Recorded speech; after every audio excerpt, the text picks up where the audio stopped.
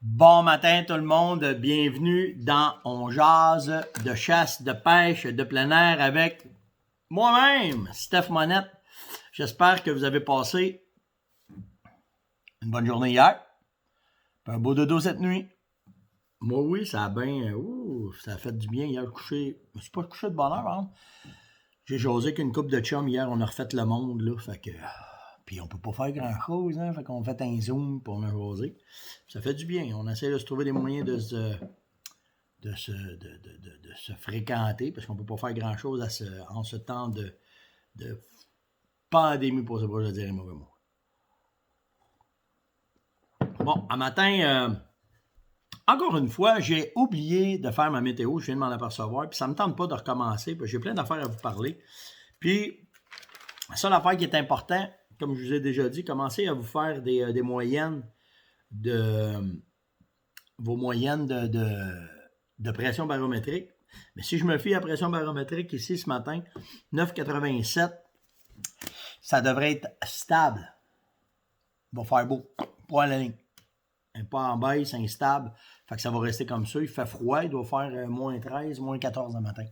Fait que, mais commencez à faire vos moyennes parce que je t'avais d'arriver avec de quoi là, pour jaser avec vous autres. J'achève de ma formation avec le cours avec Sylvain de Orientation Azimut. Fait que on va pouvoir parler d'avoir notre station météo directement dans nos poches. Air loose moment this morning. Alors, j'en ai 3. C'est cool. C'est vraiment, vraiment sweet de voir les gars qui m'écrivent. Il y en a qui sont vraiment amoureux de leur blonde.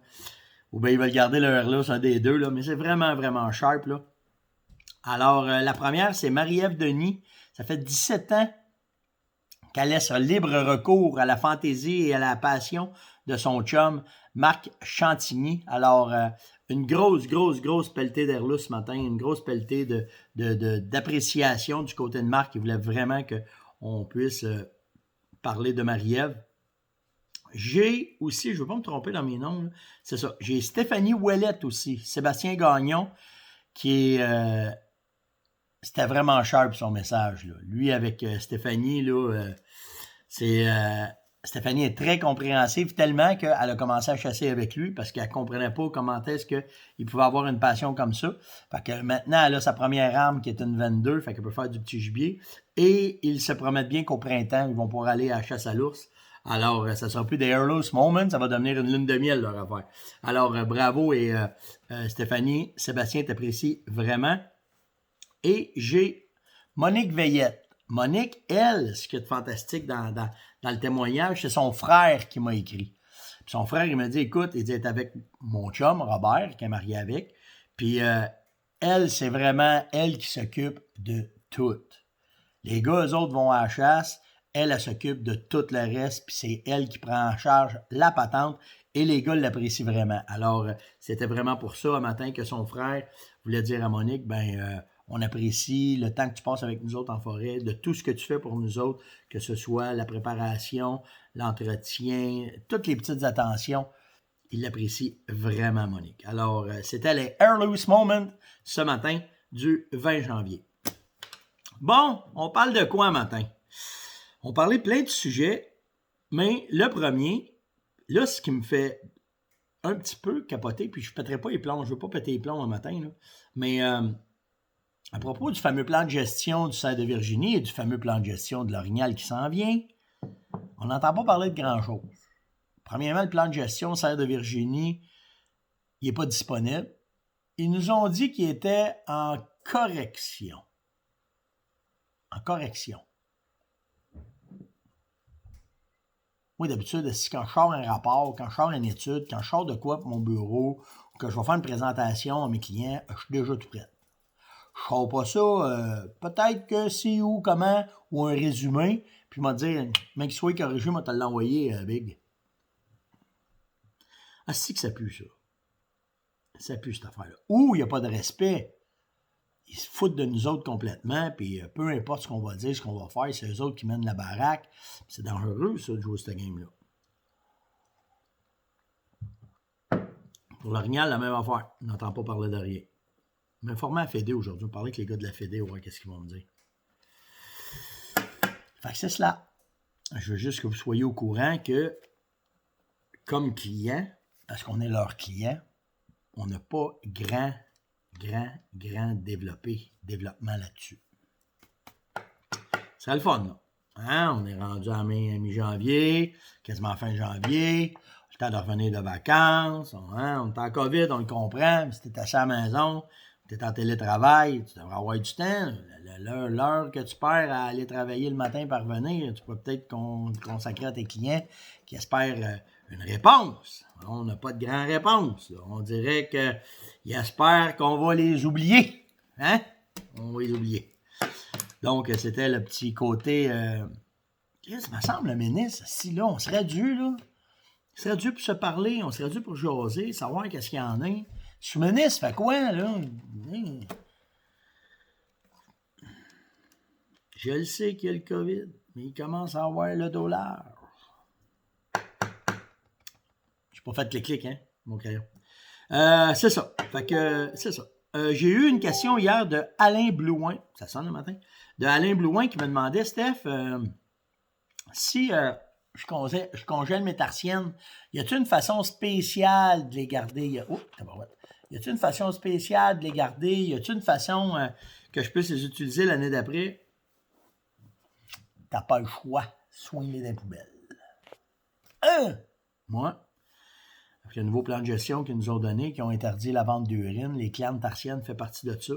Alors, tu n'as pas le droit d'utiliser rien de naturel si tu vas à la chasse au chevreuil. Alors, tes glandes tarsiennes, c'est une de poubelle, that's it, that's all. On ne peut même pas rien faire avec ça. Le synthétique qui fait une bonne job quand même. Ça, j'ai trouvé ça drôle hier. La blonde de Sylvain Thibault, qui m'écoute une fois de temps en temps dans une oreille, elle lui a demandé « Arrive quoi de Coty-Coty? Steph, il n'en parle plus. » Alors, je vous fais un petit recap de notre chum Coty-Coty ce matin. À cette frette-là, on lui a donné une petite... il est parti en vacances. Moi, on l'a mis en vacances avec 7 belles poulettes qui donnent des œufs. Puis le chum Coty-Coty qui se ramasse avec 7 belles poulettes. Il y a de la nourriture en abondance, puis il y a une belle lumière chauffante, puis il y a une belle branche pour se percher. Fait que quand tu rouvres le poulailler, puis tu veux voir Coty-Coty, qu'est-ce qu'il fait? Il fait... Oh, je ne fais pas ce signe-là. Il fait « Hey, le clown, moi je reste ici, je m'en vais pas dans la neige. » Il monte sa branche, puis il te regarde en voulant dire « Je chanterai pas, là, je te donne la paix, là, mais laisse-moi ici. » Parce que avant qu'on soit capable de l'attraper, il a pogné une coupe de moins 30, Coty-Coty. Fait qu'il a appris qu'il y avait des argots assez fragiles et assez il n'y avait pas de paire de bottes, maintenant. Fait que c'est ce qui arrive avec le chum Coty-Coty. Il est présentement en centre de poulette et il se fait dorer à la couenne sous une lumière sur une branche. Fait que, puis il va être très bien en passant. Je vous prendrai une photo, je vous le filmerai là, quand j'irai au poulailler. J'ai Claude Veilleux qui m'a demandé hier, Steph, tu as parlé de tes fusils, lui, puis tu as parlé de l'autre, puis tu as parlé de ton pompeux, puis tu as quitté. Mais dis-moi que j'aurais une question par rapport à ces armes-là. C'est quoi leur poids? C'est quoi le poids de ces fusils-là? Alors, ce matin, je me suis amusé à les mettre sur la balance et vérifier. Lui, 7 livres, 0.8, mon A400. Mon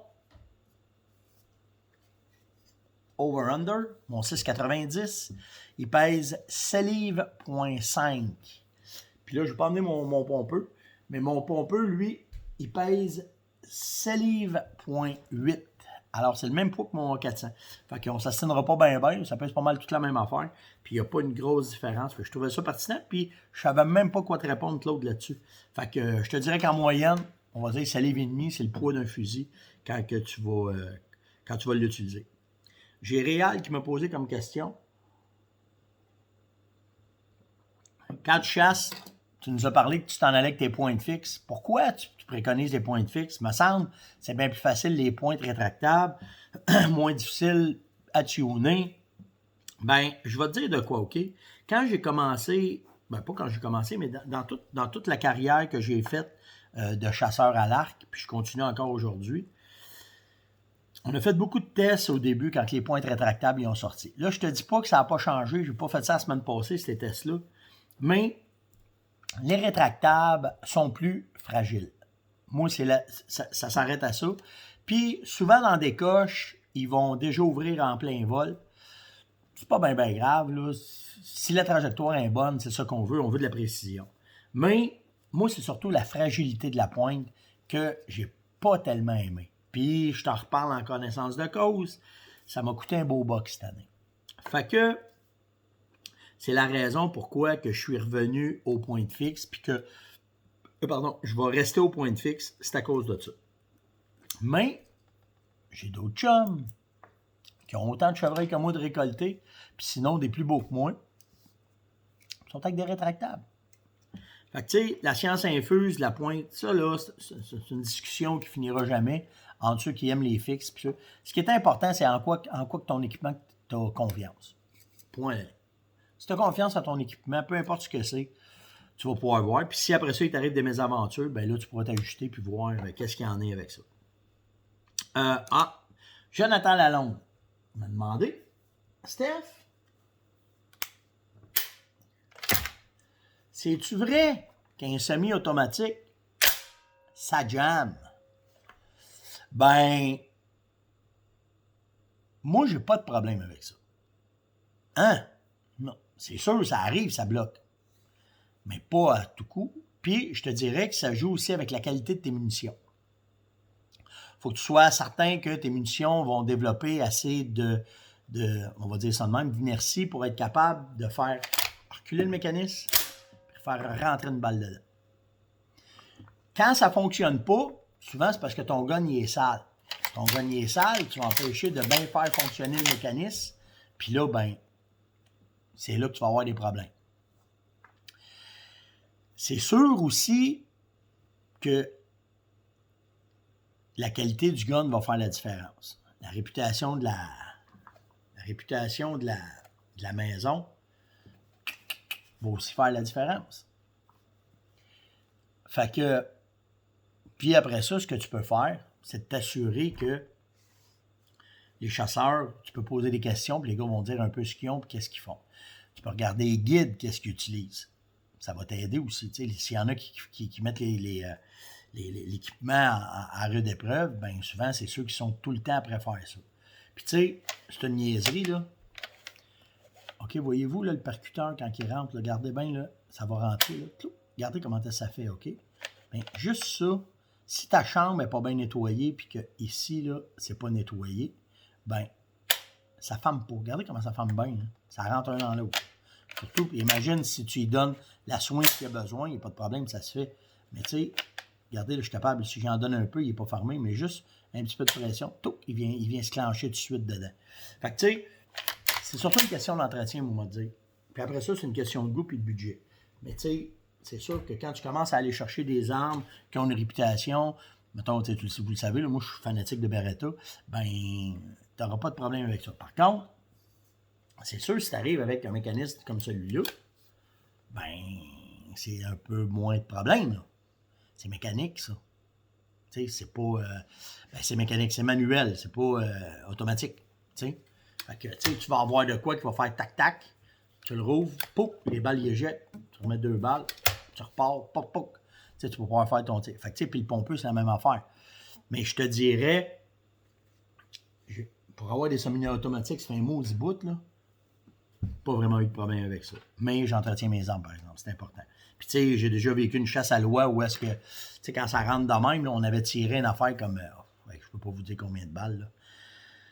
Les guns tellement, on tirait tellement que les guns s'étaient tellement encrassés, OK, que la poudre empêchait les mécanismes de bouger. Puis de l'huile s'encrassait. Fait que là, ce qu'on faisait, c'est qu'on prenait des bouteilles d'eau, on mettait ça directement dans les mécanismes, on les lavait, mettait de l'eau, 2 gouttes d'huile, pour repartir. T'sais. Mais là, c'était à l'extrême, là, on avait tiré de la balle en tabarouette, là. Pour vous donner une idée, là, à gang, ça avait coûté pas loin de 3000 pièces de munitions, ce voyage-là. Ça en fait de la balle. Christy qu'on avait trippé. Christy qu'on avait trippé. Puis si ceux qui m'écoutent, qui étaient avec moi cette fois-là, on s'en reparle tout le temps. Tout le temps. C'est une couple d'années de ça, mais quand même. OK, fait que j'espère que ça répond à ta question, Joe. OK, là, j'essaie là, de mettre ça le plus simple possible. L'autre affaire, j'ai Danny Côté qui m'a demandé qu'est-ce qu'on fait avec le coyote, Steph? Comment est-ce qu'on va régler ça? Qu'est-ce que tu fais, toi, pour enlever le coyote? Qu'est-ce que tu fais pour les... Bon, j'ai une technique qui marche très bien, mais c'est de la préparation. Regarde bien ce que je fais. Premièrement, la façon la plus efficace que j'ai trouvée de contrôler les populations de coyotes, c'est au collet. Là, on ne parle pas de notre 4 collets. Là. Quand je fais ce genre de technique-là, je mets facile une centaine de collets dans le bois. Puis, ce que je fais, c'est que j'essaie d'utiliser des couloirs naturels. J'utilise les mêmes corridors que le gros gibier souvent. Ou je vais essayer de trouver d'autres choses qui est encore mieux que ça. Fait que je vais vous parler d'une place en particulier que j'ai chez nous, que je me sers du terrain. Puis cette place-là, c'est malade, là, quand on met un collet, il n'y a pas un coyote qui peut sortir de là vivant. On a une énorme montagne, j'ai un lac d'un côté, puis il y a juste une petite passe. OK? La passe, elle a à peu près, je vous dirais, 150 pieds de large, par à peu près, mettons, 40 mètres de large, par à peu près 250 mètres de long. Là-dedans, ce qu'on a fait, c'est qu'on savait que c'était un corridor, ils n'ont pas le choix de passer parce qu'il y a un lac, puis le cap de roche, ils ne peuvent pas passer. Fait que dans cet endroit-là, ce qu'on a fait, c'est qu'au printemps, on est tout à fait allé ramasser les arbres qui étaient morts, puis on les a placés dans ce 250 mètres-là pour que ça force le coyote. Regardez bien ça. Là. OK, la passe est de même. Là. Les arbres morts, là, on les a placés pour les forcer. C'est beaucoup de travail, là. On ferait ça au printemps. OK? Fait que ce qu'on a fait, c'est que tous les arbres morts qu'il y avait dans la passe. Voyons. Puis ici, il y a le lac. Puis ici, il y a le cap. Fait que ce qu'on a fait, c'est ça qu'on a fait. Voyons. Fait que t'as le cap de roche qui est là, t'as le lac qui est là, puis il y a une passe naturelle entre les deux. Ce qu'on a fait, c'est qu'on est allé tout prendre les arbres qui étaient morts, puis on les a placés pour forcer les coyotes à passer comme ça, comme ça, comme ça, comme ça.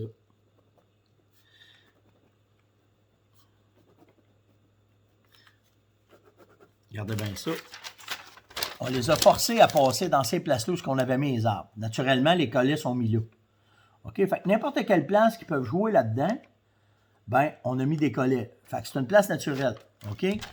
Quand je veux vraiment forcer, là, je vais faire des bêtes ici en haut. Je vais mettre une bête ici en bas.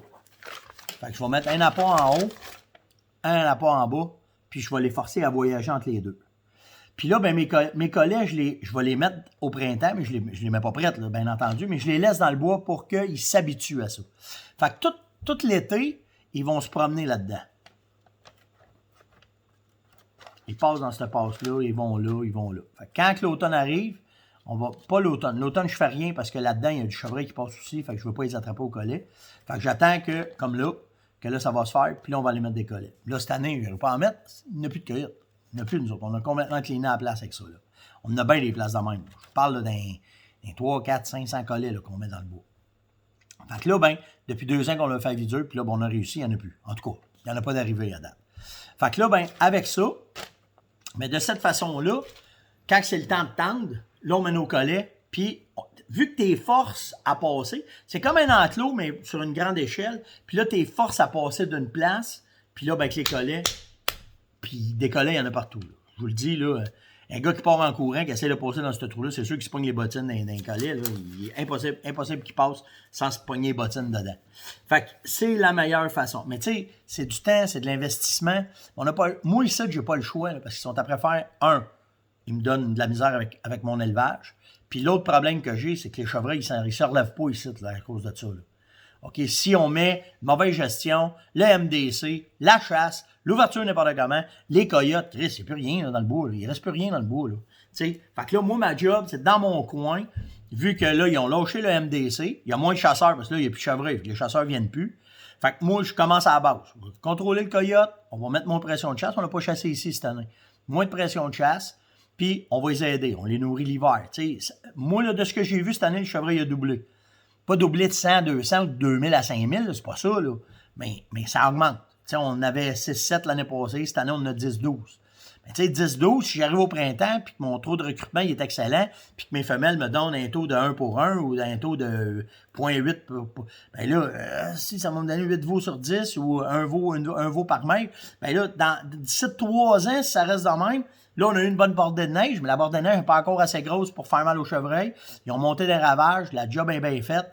Il y a une couple de chevreuils, une couple de veaux qui ont resté en entour de la ferme, en entour des maisons, parce qu'eux autres ne sont pas partis. Fait que ceux-là, on s'en occupe, on fait attention à eux autres, on les nourrit. Fait que, tu sais, un dans l'autre, ils vont probablement bien s'en sortir cette année. Fait que, Danny, c'est cette façon-là qu'on fait. J'ai rien trouvé de plus efficace. Tu peux t'amuser avec des pièges à pattes. J'ai une technique là, qui va arriver. J'ai un de mes chums qui fait une maudite bonne technique de piège à pattes. Là. Je pensais pas qu'il faisait ça de même. Il a tout après me préparer ça, Gabriel, là, avec Sophie. Là. Ils ont un maudit bon résultat cette année au piège à pattes. Fait qu'ils vont m'arriver avec la technique. Gab, il est supposé m'expliquer ça là, bientôt. Fait que je vais pouvoir vous en reparler.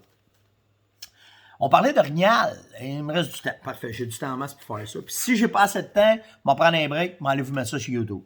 Pour le Rignal, hier, je me suis amusé. L'orignal, là, il n'y a pas beaucoup d'études. Puis quand je vous dis qu'il n'y a pas beaucoup d'études, hier, je me suis tapé une brique. Ça, c'est une des seules briques qui existent sur la gestion de l'orignal. OK? Il y a plein de papiers dedans, parce que j'ai des notes là-dedans. Parce que ça a l'air qu'on ne connaît pas ça, puis qu'on parle à travers notre chapeau. Ben oui, on va pas lire, par exemple. C'est pas lire, nous autres. Mais tout ça pour vous dire que hier, je me suis amusé à décortiquer ça parce que j'avais une question que je me posais par rapport à l'accouplement, donc le temps du rut, puis autant à mon taux de recrutement par rapport à mes veaux orignales puis mes femelles orignales, puis comment est-ce que ça fonctionnait, puis c'était pas clair dans ma tête. Il y a des affaires, moi je me disais que ça semblable au chevreuil, et non. Et non. Hier, je me suis tapé toute l'anatomie du mâle, pourquoi faire que le mâle... Qu'est-ce qui se passe quand le mâle, le rut arrive? Son changement de physionomie, parce que, tu sais, comme le chevreuil, vous le savez, le chevreuil, le cou il élargit, il devient plus gros, il devient tout prêt. Mais ce qu'on sait sur le chevreuil, c'est que le chevreuil, lui, sa production de spermatozoïdes est tout le temps là. Tandis que l'orignal, c'est pas ça.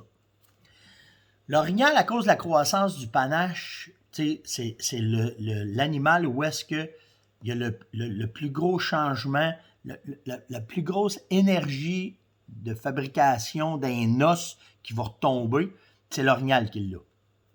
Puis ça, le panache, toute l'énergie qu'il met, toutes les hormones qui sont là pour bâtir son panache, ben, faut qu'il y ait de quoi qui se passe dans son body parce qu'il n'est pas capable de tout faire en même temps.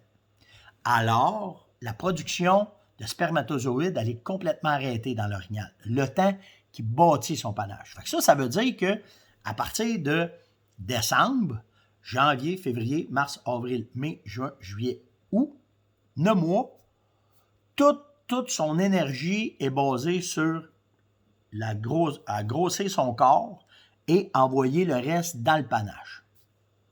Donc, ce que ça fait, c'est que pour lui, tout son système hormonal est basé là-dessus. Par contre, quand le panache commence à durcir, puis que le velours commence à tomber, ben là, c'est la préparation pour le temps du rut qui arrive, pour le temps de l'accouplement.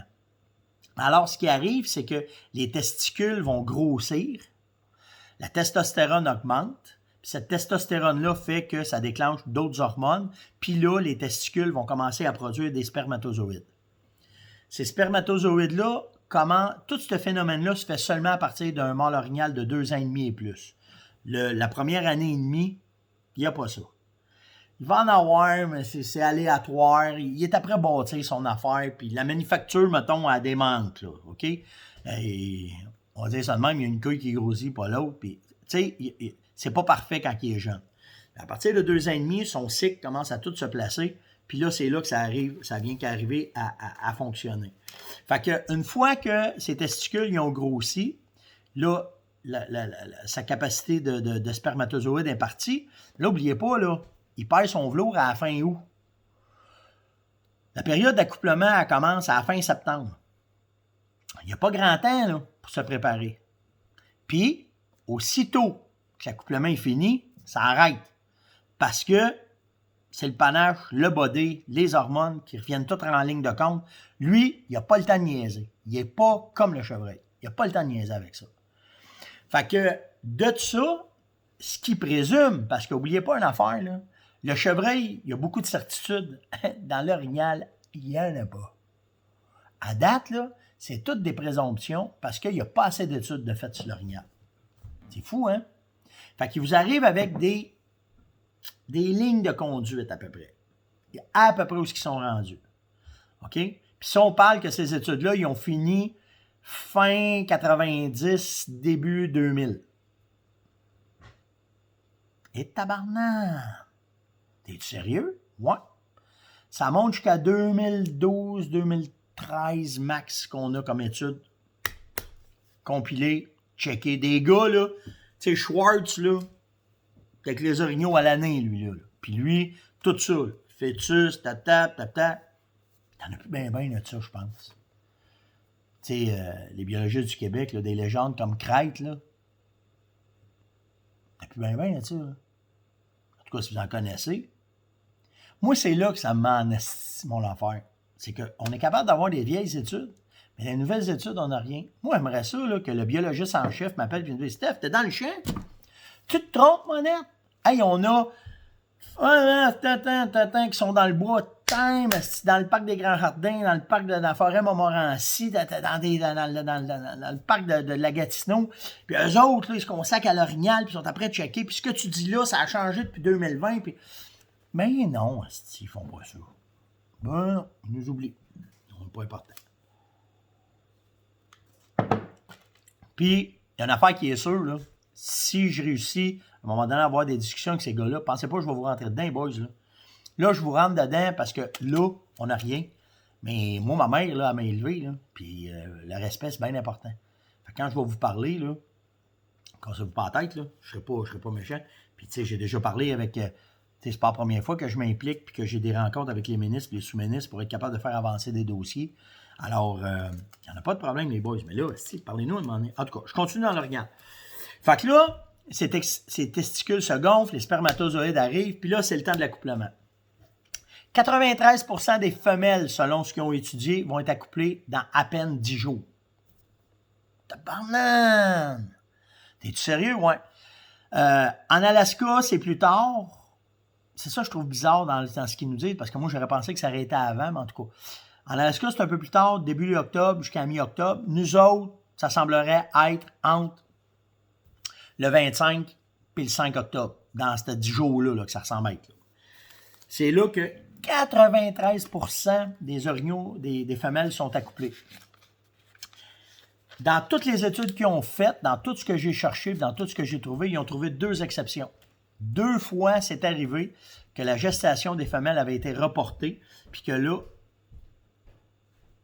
il va falloir que j'arrête. Hein? Tu vas me demander pourquoi j'ai arrêté de parler. Hein?